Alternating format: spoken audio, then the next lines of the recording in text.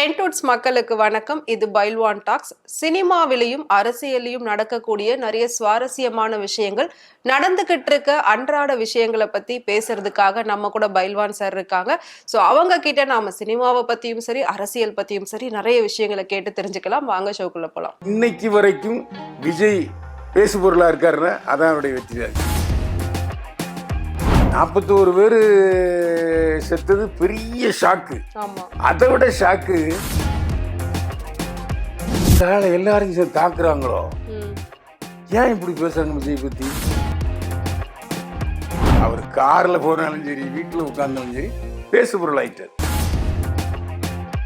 காரி துப்புனா என்ன, தொடச்சிட்டு போயிட்டே இருக்கணும். அவன் அரசியல்வாதி. அப்பா அம்மாவோடையும் இல்லை, ஒரு பொண்டாட்டி பிள்ளையோடையும் இல்லை. அப்போ நீ என்னைய தமிழ்நாட்டு சேவரன்னு கேட்பான்ல. விஜய் ஏன் எஸ்ஏசியை விருத்த? ராதிகா பிஜேபியில சேர்ந்து அவங்க பேரை கெடுத்துக்கிட்டாங்க. வணக்கம் சார். என்னை வாழ வைத்துக் கொண்டிருக்கும் யூடியூப் சேனல் நேயர்களுக்கு நன்றியும் வணக்கம். ஓகே, ஸோ சோஷியல் மீடியாவை திறந்தாலே இப்போ 2 விஷயங்களை பற்றி அதிகமாக பேசிக்கிட்டு இருக்காங்க. போன வாரம் வரைக்கும் ஒரே விஷயமா இருந்தது, இப்போ 2 விஷயமாயிடுச்சு. ஒன்று வந்து பிக் பாஸ், அது நம்ம எல்லாருக்குமே தெரியும். இன்னொன்று வந்து விஜயோட அந்த கரூர் சம்பவத்தை பற்றி இன்னமும் ஆறாமல் அது ஒரு பெரிய ஒரு தழும்பாவே மாறிடுச்சு அப்படின்னு சொல்லலாம். அந்த அளவுக்கு பேச்சுகள் அதில் போய்கிட்டே இருக்கு. ஸோ முக்கியமாக ஒரு சில நடிகர்கள் வந்து விஜய்க்கு ஆதரவாகவும் பேசுகிறாங்க, ஒரு சில நடிகர்கள் எதிராகவும் பேசிட்டு இருக்காங்க. அப்படி இருக்கும்போது இப்போ வந்து உச்ச நீதிமன்றம் இதுக்கான ஒரு தீர்ப்பையும் வழங்கியிருக்கு. இது வந்து எப்படி சார் வந்திருக்கு? முழுக்க முழுக்க இது யாரோட சைட்ல தப்பு அப்படின்ற மாதிரி வெளியில ப்ரொஜெக்ட் ஆயிருக்கு. ஏன்னா இது வரைக்கும் உயர் நீதிமன்றத்துல வந்து ஃபுல்லாவே தமிழக வெற்றி கழகம் தான் பொறுப்புன்னு சொன்னாங்க. இப்ப உச்ச நீதிமன்றம் என்ன சொல்லியிருக்காங்க சார்? இல்லம்மா, உச்ச நீதிமன்றம் உயர் நீதிமன்ற நீதிபதிகளை கண்டிச்சு சொல்லியிருக்காங்க. ஓகே, அதாவது காலேஜ் ப்ரொஃபஸருக்கும் பள்ளிக்கூடத்து வாத்தியாருக்கும் வித்தியாசம் இருக்கு. ஆமா, அந்த மாதிரி இப்போ இவங்க வந்து பள்ளிக்கூடத்து வாத்தியாரு, அவங்க வந்து காலேஜ் ப்ரொஃபஸர்ஸ். நீ சொல்லி கொடுத்த தப்பு அப்படின்னு சொல்லுவாங்கல்ல, அந்த மாதிரி அவங்க சொல்லியிருக்காங்க. அதில் வந்து சென்னை உயர் நீதிமன்றமும் சரி மதுரை உயர் நீதிமன்றமும் சரி கொஞ்சம் ஏதோ தப்பு நடக்குதோ, கொஞ்சம் ஓவர்டேக் பண்ணுறாங்களோ. அதான் பொதுவாக ஒரு விஷயங்க, நீங்கள் தராசு பிடிச்சிருப்பாங்க, கண்ணை கட்டிப்பாங்க, அதான் நீதிமன்றம். என்னன்னா, நான் பார்க்க மாட்டேன், கேட்க மட்டும்தான் செய்வேன். அதாவது சட்டத்தின் முன் அனைவரும் சமம், சாட்சிகளும் சட்டத்தின் அடிப்படையில் தான் நீதிபதிகள் தீர்ப்பு வழங்கணும். அதை ஓவர்டேக் பண்றாங்களோ அப்படிங்கிற ஒரு சந்தேகம் வந்துருச்சு. அதுதான் நம்ம அதுக்கு மேல பேச முடியாது. அப்படிப்பட்ட சூழ்நிலையில ஏன் இந்த அளவுக்கு, அதாவது அரசாங்கம் நடவடிக்கை எடுக்க மாட்டேங்கிறாங்க. அதாவது தலைமுறையாக இருக்கிற புஷி ஆனந்தையோ இன்னும் ஆதவ் அர்ஜுனாவையோ இவங்க டிஜிபிட்ட சொன்னாங்கன்னா அடுத்த நிமிஷம் அரெஸ்ட் பண்ணிடுவாங்க. ஆனால் அரசாங்கமோ இல்லை முதலமைச்சரோ அதை செய்ய விரும்பலை. ஏன்னா சிம்பத்தி கிரியேட் ஆகிருந்து இருக்காங்க. அது மட்டும் இல்லை, இன்னைக்கு வரைக்கும் விஜய் பேசுபொருளாக இருக்காருன்னா அதான் அவருடைய வெற்றி ரகசியம். திடீர்னு டொபுக்குன்னு போட்டாங்க ஜனங்க, விஜய் பத்தி பேசலாம் விட்டாங்க வச்சுங்க, மறந்துடுவாங்க. ஆமா, நாமளும் பேச மாட்டோம். ஏங்க அது ஓப்பனிங் இல்லைங்க, வராதுங்க, லைக் வராது, அது மாதிரி தான். அதனால இது வந்து விஜய்க்கு ஒரு பெரிய இறங்கு முகமா இருந்தது, மறுபடியும் ஏத்து ஏறுமுகமா போயிட்டு இருக்கு. அதான் அதைத்தான் ஒத்துக்கணும். ஏன்னா 41 பேர் செத்தது பெரிய ஷாக்கு. அதை விட ஷாக்கு இந்த ஆளை எல்லாரும் தாக்குறாங்களோ, ஏன் இப்படி பேசுறாங்க விஜய் பத்தி அப்படிங்கிறது மாறிட்டு. ஜனங்க வந்து எந்த சமயத்துல எந்த ரூட் எடுப்பாங்கன்னு சொல்ல முடியாது. அப்படி ஒரு மக்களுக்கு யாருக்குமே இப்போ வரைக்கும் விஜய் மேல பெரிய அளவுல கோவத்தை காமிச்சா மாதிரி தெரியல. எங்க இல்லாட்டி நம்ம மீடியாக்காரன் உடனே போய் சொல்லுமா சொல்லுமா சொல்லுமா சொல்லுமா அப்படி நீட்டுறதுக்கான வாய்ப்பே இல்லாம போயிடுச்சு. அதாவது கரூர்ல இருக்கிற மீடியாக்காரங்களாம் நல்லா விசாரிச்சேன் சார். இங்க வந்து 80% வந்து விஜய பேச மாட்டேங்கிறாங்க ஜனங்க, அவர் மேல இன்னும் நம்பிக்கை வச்சிருக்காங்க அப்படின்னு தான் சொல்றாங்க. ஏன் வரலையே அதெல்லாம் அவங்க கவலைப்படல, வருவார். ஏன் இப்போ உடனே வரணும்? போலீஸ்காரங்க வர வேண்டாம்னு சொல்லிட்டு போச்சுனாங்க. அப்படி நேரா ஒரு மனுஷனுக்கு நல்லா இருந்ததுன்னா, ம். நான் ஒரு ஜோசியரை கேட்டேன், ஜோசியர் நம்ப மாட்டேன். ம். விஜய் வந்து பூசத்தில் பிறந்தவர். ஓகே. பூச நட்சத்திரம். பூச நட்சத்திரம்.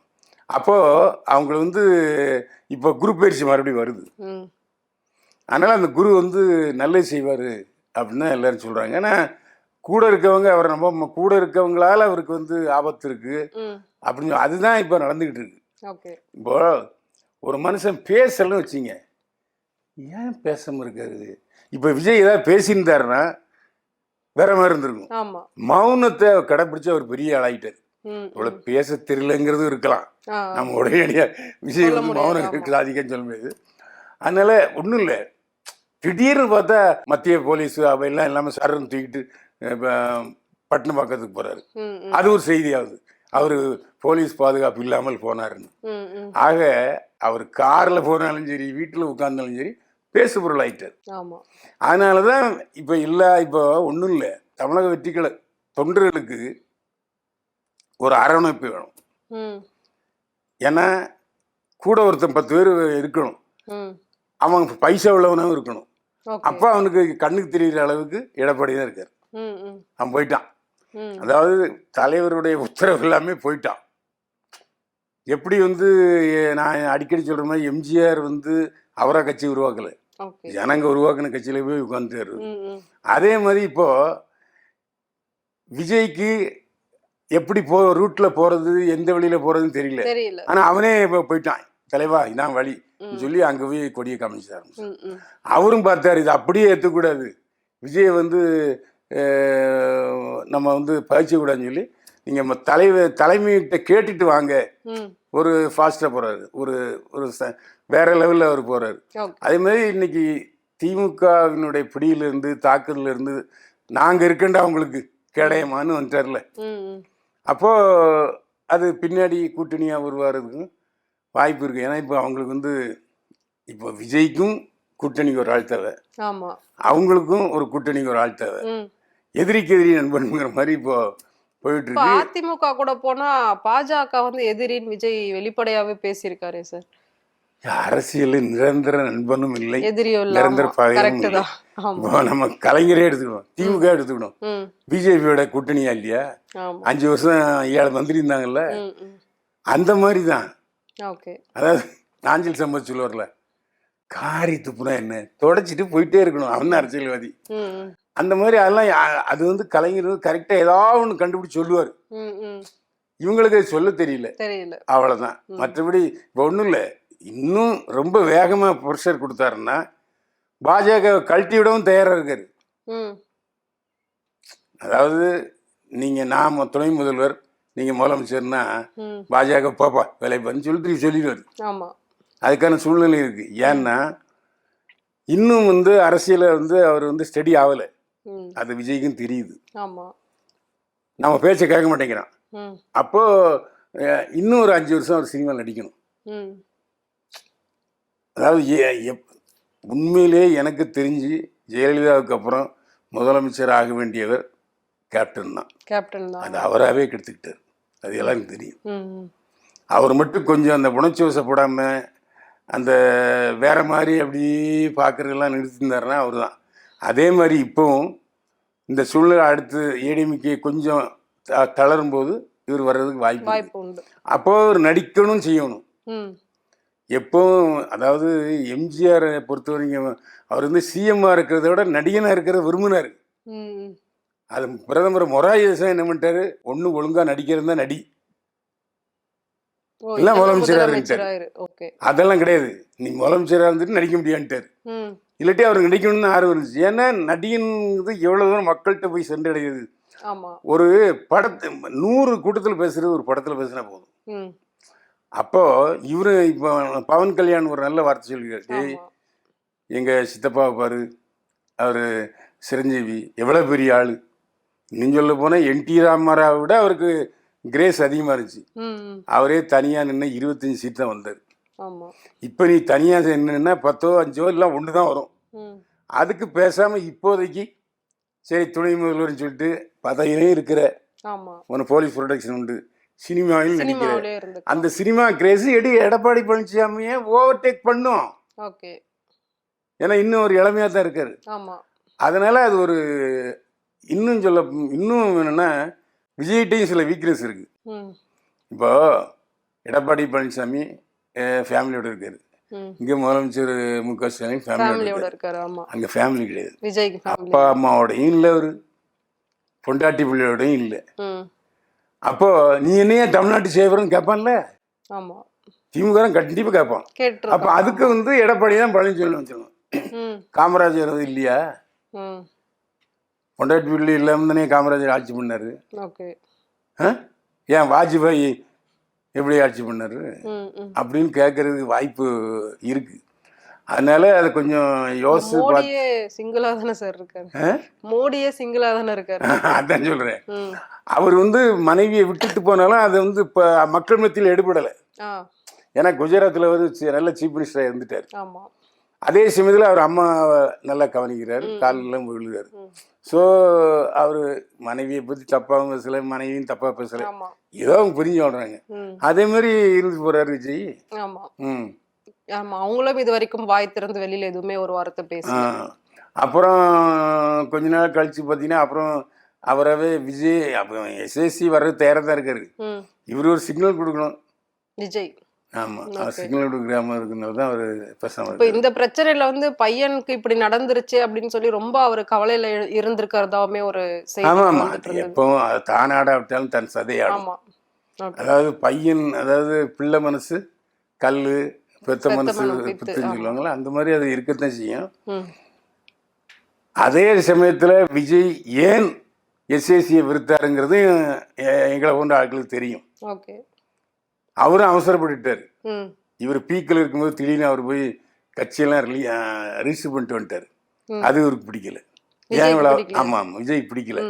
ஏன் அவசரப்படுறீங்க அப்படின்னா அவரு அவசரப்படும் போது இவர் தயாரா இல்லை, இவர் உள்ள வரும்போது அவர் வெளியே நிற்கிறார். அவ்வளோதான் விஷயம். ஆனால் இப்போ வந்து புஷி ஆனந்த் தலைமுறைவாக இருக்கிறது, ஆதவர்ஜுனா வந்து அங்கேயே இருக்கிறதுலாம் வந்து நிர்வாகிகளை பொறுத்த வரைக்கும் வீக்கு தான். அதாவது ஒரு அதாவது எப்படி ரயிலில் போய் தலை கொடுத்தாருன்னு சொல்லுவாங்க இல்லையா, போராட்டத்தில் கள்ளக்குடி கொண்டான் கருணாநிதினு, அந்த மாதிரி ஒரு போலி துணிச்சலாவது வேணும் அரசியல்வாதிக்கு. அரெஸ்ட் பண்ணுன்னு சொல்லி பஸ்ஸில் ஏறணும், போலீஸ் வேனில் ஏறணும், அதுக்கப்புறம் அரெஸ்ட் பண்ண விடுதலை பண்ணு தொண்டர் போடணும். இது அரசியல். நீ ஏன் முதல்ல வந்து என்னை அரெஸ்ட் பண்ணுன்னு சொன்ன அப்படின்னு இன்னும் கேட்க மாட்டான். ஏன்டா அவர் தான்டா உள்ள போனார், எதுக்குடா நீங்கள் ஜாமீன் கொடுங்க இல்லாட்டி வெளியே விடுங்க கத்துறீங்கன்னு எவனும் கேட்க மாட்டான். இது அரசியல். அதனால அவங்க வந்து வந்திருக்கணும். ஒரு முன்னாள் உள்ள இருந்தான்னு எதுக்கு தலைமுறைவா இருக்கணும்? இப்போ எப்படியும் வந்து ஜாமீன் கொடுக்க போறதில்லை, ஆன்டிசிபேட்டிவ் பெயில் கொடுக்க மாட்டாங்க, எப்படியும் வந்தால் ஆகணும், சரண்டர் ஆகணும். அது இதுக்கு இப்போ சரண்டர் ஆகிறோட முதலே செஞ்சிருக்கலாம். அது இவர் அவருடைய தொடர்பு கொள்றாரா பொருளியாங்கிறது தெரியல. அப்போ அந்த வகையில் கொஞ்சம் புத்திசாலியான ஆட்கள் வந்து விஜய்கிட்ட வந்து கொஞ்சம் இந்த மாதிரி கோழைகள் தான் இருக்காங்க அப்படிங்கிற ஒரு பேச்சும் வரும். அதனால இப்போதைக்கு அனாதையா இருந்தவருக்கு ஒரு புகலிடம் கிடைச்சிருச்சு. அதனால கரெக்டா அதுல அந்த நேரத்துல விஜய்க்கு ஆதரவு கொடுத்துட்டாரு. அதுவும் கெட்டிக்காரதான். சும்மா அவர் பாட்டு முக்கியம் இருந்தாருன்னா பழனிசாமி, அதுவும் கஷ்டமா போயிடும். இப்போ 2 பேரையும் மிரட்டிக்கிட்டு இருக்காங்க, பிஜேபின்னு சொல்றாங்க. ஆனா இவங்க 2 பேரும் சேர்ந்து பிஜேபியை மிரட்டுறதுக்கு எவ்வளவு நேரம் ஆகும்? நடக்கலாம். ஏன்னா இது வந்து ஸ்டேட் பாலிடிக்ஸ், அவங்களுக்கு எம்பி இல்லை. பின்னாடி கூட நீங்க சேர்ந்து எம்பி ஒரு 2-3 எம்பி வாங்கிடலாம். ஆனா இது வந்து ஸ்டேட் பாலிடிக்ஸ்ல எவ்வளவோ அவங்க பண்றாங்க, செட் ஆக மாட்டேங்குது. அதனால அது கழட்டி விடுறதுக்கு தயாரா இருப்பாரு. ஓகே. ஸோ ராதிகா அவர்களுமே பார்த்தீங்கன்னா, விஜய்க்கு அகெயின்ஸ்டா ஒரு ட்விட்டர்ல போஸ்ட் போட்டிருந்தாங்க. தான் அப்பாவோட ஒரு சீன வந்து எடுத்து போட்டிருந்தாங்க. ஒரு மண்டவோட பார்த்து அவரு எம்.ஆர். ராதா பேசுறா மாதிரி, "என்ன ஆட்டம் ஆடுன? எப்படிலாம் இருந்த? உன் பின்னாடி எவ்வளோ கேமரா ஆளுங்க வந்திருந்தாங்க. நீ பேசுவியான்னு எவ்வளோ பேர் காத்துட்டு இருந்தாங்க. இப்போ உன் மூஞ்ச கொண்டு போய் எங்க வச்சுப்ப?" அப்படின்ற மாரி ஒரு சீன் வந்து அது தவறான தகவல். ஷேர் பண்ணியிருந்தாங்க. இப்போவும் வெளியே வந்தாருன்னு வச்சுங்க, ம். 1000 கேமரா நிற்கும். ம். இப்போ ராதிகா பேசுன எத்தனை கேமரா எடுத்து போட்டிருப்பாங்க? அதெல்லாம் தப்பு. ம். ராதிகா பிஜேபியில் சேர்ந்து அவங்க பேரை கெடுத்துக்கிட்டாங்க. ஓகே. உண்மையா இல்லையா? ம். எந்த கூட்டத்திலே போய் பிஜேபியில் பேசுறாங்களா? பேசல. பேசல. கூட்டம் வருமா? ம். ஆனால் இன்னைக்கும் அது என்னதான் பத்திரிகையாளர்களை சந்திக்கல போகலனாலும், விஜய் இன்னைக்கு பத்திரிகையாளர் சந்திக்கிறாருன்னு வச்சுங்க, ம். அங்க பெரிய அடிக்கடியே இருக்கும். ஆமா. எல்லாம் வந்துருவாங்க. ம். ஏன்னா இன்னைக்கு ஓப்பனிங் இருக்கு அவருக்கு விஜய். ஆமா.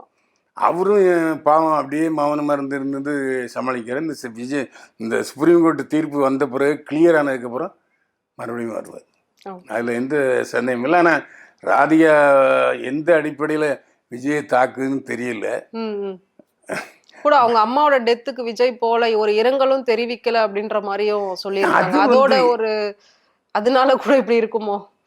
அப்படியெல்லாம் வந்து பெண்கள் மனசு பெண்களுக்கு தான் தெரியும். நீ எங்க அம்மா சாவுக்கு வரல உன்னை திட்டுன்னு இந்த குழாயடி சின்ன மாதிரி பெண்களுக்கு அந்த ஒரு இது இருக்கும். அது நீங்க கேட்ட கேள்வி கரெக்ட் தான், நான் மறுக்கல. Okay sir. சோ ஒரு உச்ச நீதிமன்றத்தோட தீர்ப்பு வந்து மேபி இப்போ விஜய்க்கு கொஞ்சம் ஆறுதல் கொடுத்திருக்கோம் அப்படின்னு. ஏன்னா உயர்நீதிமன்றம் ரொம்ப கடுபிடி பண்ணிட்டு, ஏன்னா ஒரு சின்ன இப்போ இங்கே உள்ள உயர்நீதிமன்ற நீதிபதியை கண்டனம் தெரிவிச்சிருக்காங்க உச்சநீதிமன்றம். அந்த அந்த இங்கே உள்ள உயர்நீதிமன்ற நீதிபதியை விமர்சிச்சிட்டாங்கன்னு ஒரு 4-5 பேர் உள்ளே போட்டிருக்காங்க. இப்போ அவங்கள வெளியே விடணுமா இல்லையா? ஆமாம் சார். அப்போ இந்த அரசு அது செய்யணுமா இல்லையா? செய்யணும். அதனால அதாவது கடவுளையே எதிர்த்து கேட்டவங்க தமிழன் பரமசிவனை எதிர்த்து கேட்டார நிற்கிறேன். குற்றம் குற்றம்யா, அது கடவுளை இருந்தாலும் குற்றம் இல்லையா? கடவுள் பொண்டாட்டினோடனே கூத்துனலுக்கு வாசம் வந்துருமா சொன்னார் இல்லையா? அவன் தான் நக்கிறேன். அந்த வழி வந்தவர்கள் நாங்கள். அதனால யாரு செஞ்சாலும் தப்புன்னு சொல்லுவோம். ஏன்னா இதே வக்கீல்கள் எத்தனை முரண்பட்ட வழக்குகளுக்கு ஆஜராகி ஜெயிச்சிருப்பாங்க.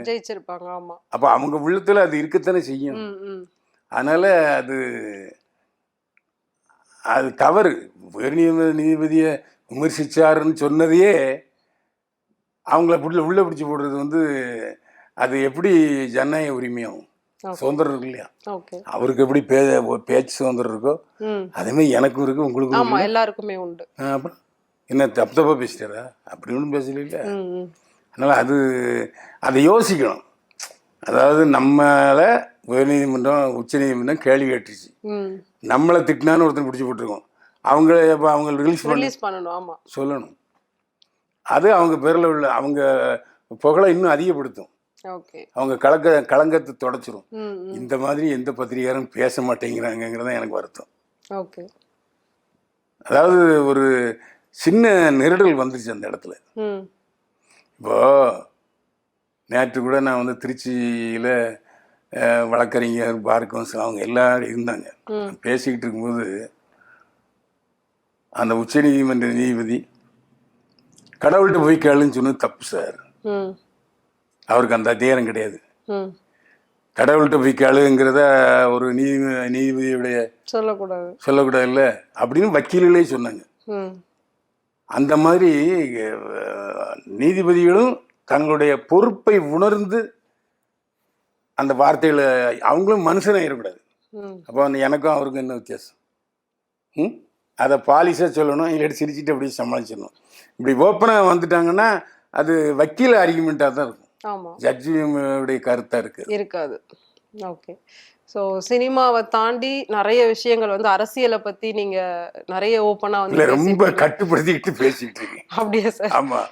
ஓகே. இப்போ எனக்கும் அந்த பயம் இருக்கு, இல்லைன்னு இல்லை, நானும் மனுஷன் தானே. ஏன்னா எந்த சூழ்நிலையிலையும் எதற்காகவும் குண்டர் சட்டத்தை பயன்படுத்தலாம், கைது உத்தரவு பிறப்பிக்கலாம்ங்கிறது இருக்கு. அப்படிங்கும்போது நம்ம என்ன செய்ய அதிகமாக பேச முடியாது. ஓகே. ஓகே. பட் இருந்தாலும் மக்களுக்கு தெளிவா ஒரு சில விஷயங்களை வந்து புரியுற ஆமா, மாதிரி நீங்க எடுத்து முன்ன சொல்லி மாதிரி இல்லைங்க.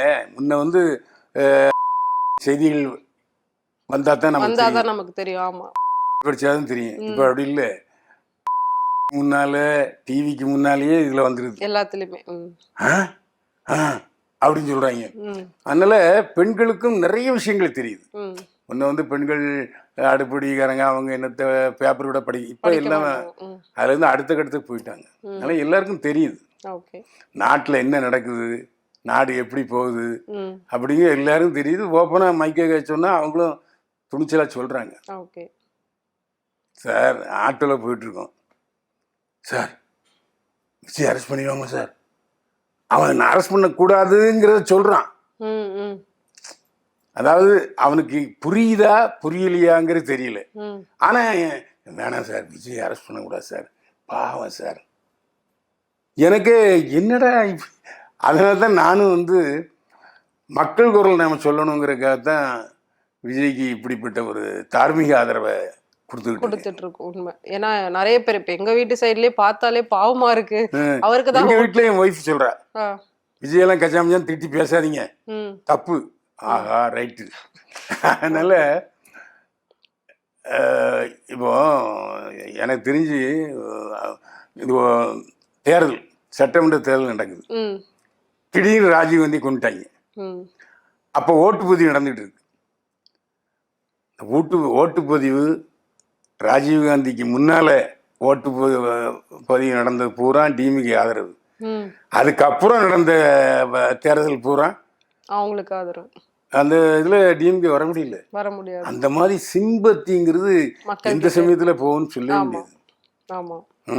ஒண்ணும் இல்லைங்க, யோசனா என்னடா இருந்தாலும் படுத்து கிடக்காரு, உயிர் இருக்கா இல்லையா, பேச முடியுமா பேச முடியாதா ஒன்னும் தெரியாது. முடியாது, எம்ஜிஆர் தான் ஓட்டு போடுவோம். உலகத்துல வேற எந்த நாட்டையும் இப்படி கிடையாது.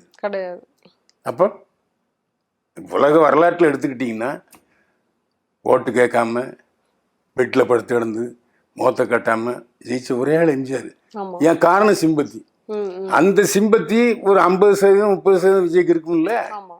அதான் ஜெயலலிதா அவர்கள் கூட ஹாஸ்பிட்டல்ல இருக்கும்போது எலெக்ஷன் நடந்தது. ஜெயலலிதா ஏன் மறுபடியும் வந்தாங்க தெரியுமா? எம்ஜிஆருடைய